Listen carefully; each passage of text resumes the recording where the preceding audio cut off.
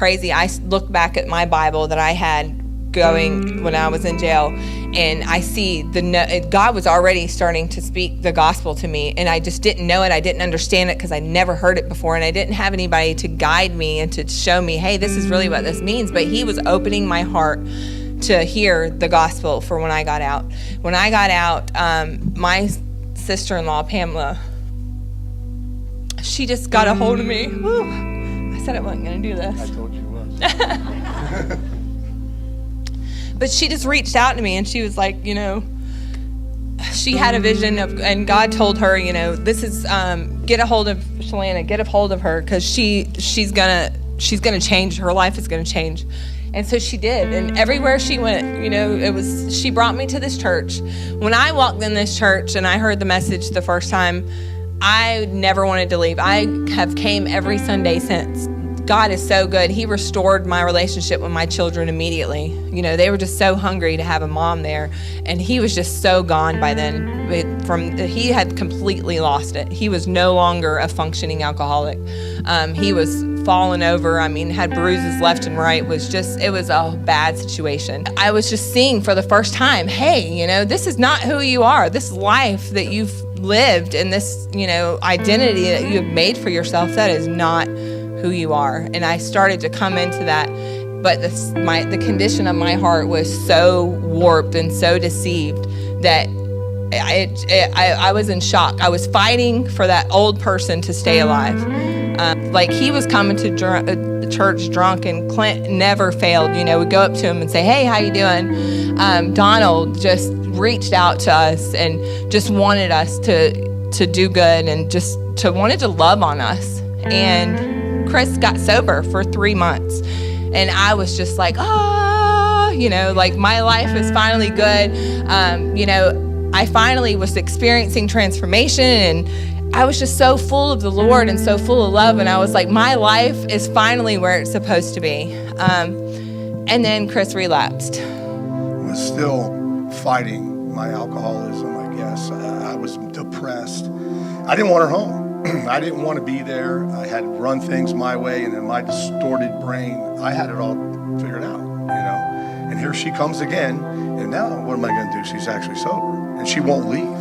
No matter what I do, she won't leave. So when I finally realized she wasn't going to leave and she wasn't relapsing, I made a decision that I could not live like this any longer, and there was no way out for me that I thought.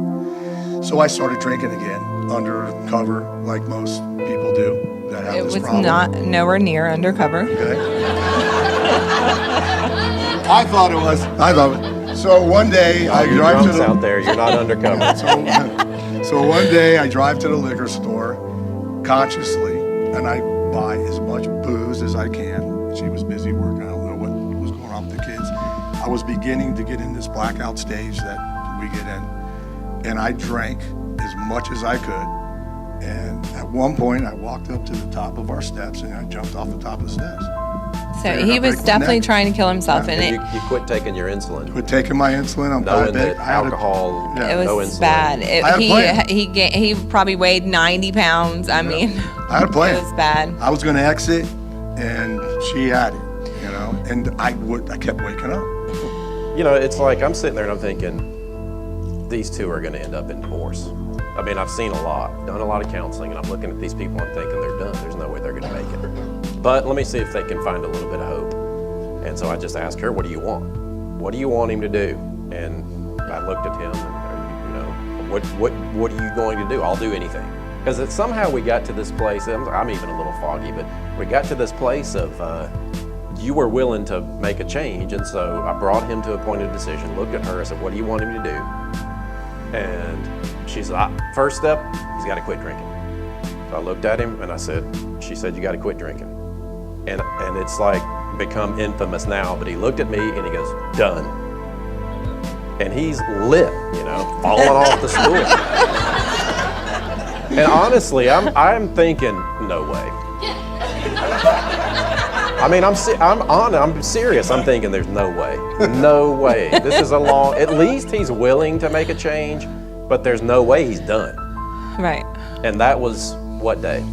January 22nd last year. That And was so it's been the last over day. a year Over with not a one year. sip of alcohol. Not one sip.